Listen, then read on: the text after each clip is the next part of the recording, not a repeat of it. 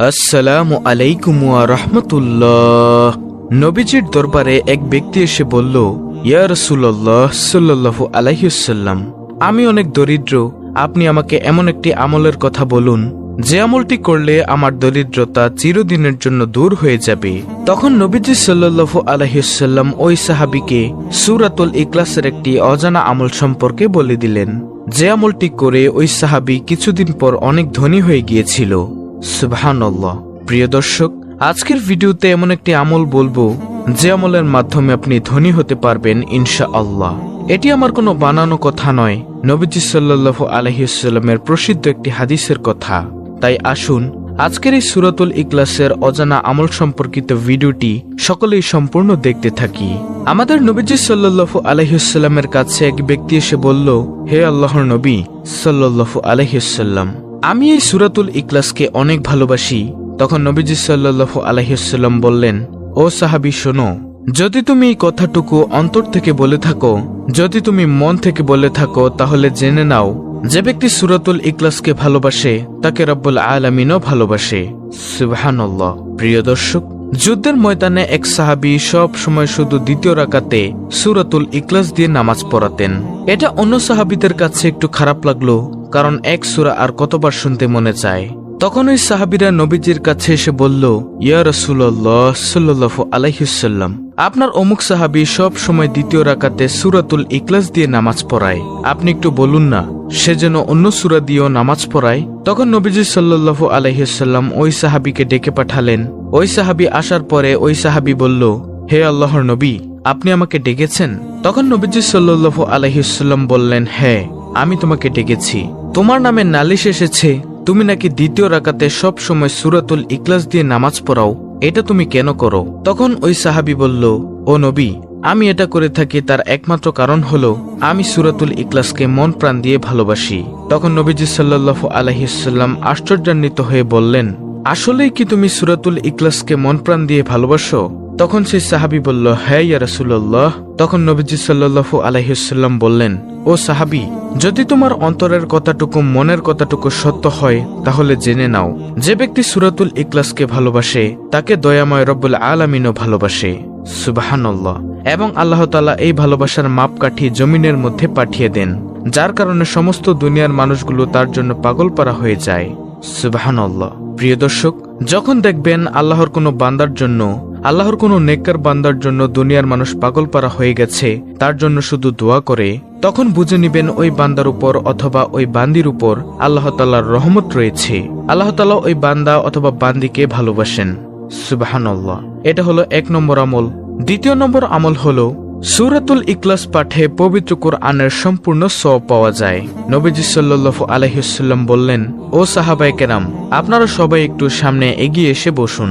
তখন সব সাহাবীরা নবীজির সামনে এগিয়ে আসলে নবীজি তখন বলেন, আমি কি আপনাদেরকে এমন একটি আমলের কথা বলবো যে আমলটি যদি আপনারা একবার পড়েন, পবিত্র কোরআনের 10 পারা খতমের সমান সওয়াব পাবেন। যদি 2 বার পড়েন, পবিত্র কোরআনের 20 পারা খতমের সমান সওয়াব পাবেন। যদি 3 বার পড়েন, আল্লাহ তাআলা আপনাদেরকে পবিত্র কোরআনুল কারীমের সম্পূর্ণ খতম করার সমান সওয়াব দিবেন। সুবহানাল্লাহ। সাহাবায়ে কেরাম তো ছিল আমলের জন্য পাগলপারা। সাহাবায়ে কেরাম বলল, হে ইয়া রাসূলুল্লাহ সাল্লাল্লাহু আলাইহি ওয়াসাল্লাম, বলুন কোন সেই আমল? তখন নবীজি বললেন, যে ব্যক্তি সূরাতুল ইখলাস একবার পাঠ করবে, আল্লাহ তাআলা তাকে পবিত্র কোরআনুল কারীম 10 পারা খতমের সমান সওয়াব দিবেন। যে ব্যক্তি 2 বার পাঠ করবে, আল্লাহ তাআলা তাকে পবিত্র কোরআনুল কারীম 20 পারা খতমের সমান সওয়াব দিবেন। যে ব্যক্তি 3 বার পাঠ করবে, আল্লাহ তাআলা তাকে পবিত্র কোরআনুল কারীম সম্পূর্ণ খতমের সমান সওয়াব দিবেন। সুবহানাল্লাহ। প্রিয় দর্শক, আল্লাহ তাআলা জানেন যে আমার কিছু কিছু বান্দারা এমন থাকবে যে সে কোরআন পড়তে পারবে না, গাফিলতি করে কোরআন পড়বে না। আমি আল্লাহ সেই বান্দাবান্দীদের জন্য এই মোক্ষম সুযোগের ব্যবস্থা করে দিয়েছি। তবে প্রিয় দর্শক, এমন করলে হবে না যে আপনি পবিত্র কোরআনুল কারীম শিখলেন না অথচ সারা জীবন সূরাতুল ইখলাস পাঠ করলেন। পবিত্র কোরআনুল কারীম শিক্ষা করা আপনার উপর ফরজে আইন, তাই আপনাকে এমন করলে হবে না। অবশ্যই পবিত্র কোরআনুল কারীমও শিখতে হবে ও পড়তে হবে। প্রিয় দর্শক, দ্বিতীয় নম্বর আমল আমরা কি পেলাম? যে ব্যক্তি সূরাতুল ইখলাস 3 বার পাঠ করে, আল্লাহ তাআলা তাকে পবিত্র কোরআনুল কারীম সম্পূর্ণ খতম করার সমান সওয়াব দেন।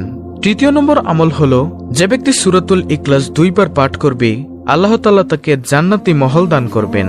সেই মহলে থাকবে 70,000 দরজা। এইবার একটু ভাবুন যে ওই জান্নাত কতটুকু বড় হবে। আল্লাহু আকবার। নবীজি সাল্লাল্লাহু আলাইহি ওয়াসাল্লাম হাদিসের মধ্যে বলেন, আমার একটি গরিব উম্মত সবচেয়ে ছোট যে জান্নাত পাবে সেই জান্নাতটা হবে এরকম 10টা দুনিয়ার সমান। আল্লাহ তাআলা বলেন, এমন জান্নাত আমি তোমাদের জন্য তৈরি করেছি, সে জান্নাতে গিয়ে যা চাইবে তাই পাবে। সুবহানাল্লাহ। নবীজি সাল্লাল্লাহু আলাইহি ওয়াসাল্লাম বলেন, এক ব্যক্তি শুয়ে রইল, শোয়া অবস্থায় সে দেখল তার উপর দিয়ে একটি পাখি উড়ে উড়ে যাচ্ছে। তখন সে ভাবতে লাগলো, ইস, যদি পাখিটিকে খেতে পারতাম। এই যদি পাখিটিকে খেতে পারতাম, এটা বলার সাথে সাথেই ওই পাখিটিকে ভুনা করে ফেরেশতারা স্বর্ণের প্লেটের মধ্যে নিয়ে এসে তাকে আদর করে খাইয়ে দিবে। সুবহানাল্লাহ। প্রিয় দর্শক, এমন কোনো জিনিস নেই যে জিনিস আপনি জান্নাতে পাবেন না, শুধু হারাম ব্যতীত। আর জান্নাতের মধ্যে কেউ হারাম চাইবেও না, কারণ ওই মন মানসিকতা, শয়তানের ওয়াসওয়াসা ওইখানে থাকবে না। প্রিয় দর্শক, গেল 3য় নম্বর আমল। 4র্থ নম্বর আমল হলো সূরাতুল ইখলাস পাঠের মাধ্যমে দরিদ্রতা দূর হয়ে যায়।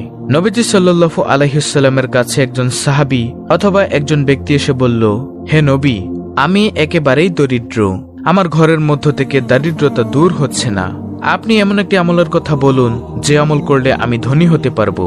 তখন নবীজি সাল্লাল্লাহু আলাইহি ওয়াসাল্লাম বললেন, ও সাহাবী, শোনো, যখন তুমি ঘরে প্রবেশ করবে তুমি সালাম দিয়ে ঘরে প্রবেশ করিও এবং সূরাতুল ইখলাস পাঠ করে ঘরে প্রবেশ করিও, তাহলে তোমার ঘর থেকে দরিদ্রতা দূর হয়ে যাবে। এই আমলটি কিছুদিন পর্যন্ত সাহাবী করার পর দেখা গেল যে ওই সাহাবী এতটাই ধনী হলো যে সে আর দরিদ্র রইল না। সুবহানাল্লাহ। ওই সাহাবী এসে বলল, ও নবী, আপনি যে আমলের কথা আমাকে বলেছেন সে আমলের মাধ্যমে আমি ধনী হয়ে গিয়েছি। আল্লাহু আকবার। প্রিয় দর্শক, সূরাতুল ইখলাসকে যে ভালোবাসে তাকে রব্বুল আলামিন ভালোবাসে। এটা গেল 1ম নম্বর আমল। 2য় নম্বর আমল হলো, যে ব্যক্তি সূরাতুল ইখলাস 3 বার পাঠ করবে পবিত্র কুরআনুল কারীম সম্পূর্ণ খতম করার সমান সওয়াব পাবে। 3য় নম্বর আমল হলো, যে ব্যক্তি সূরাতুল ইখলাস 2 বার পাঠ করবে আল্লাহ তাআলা তাকে জান্নাতের উচ্চ মহল দান করবেন। আল্লাহু আকবার।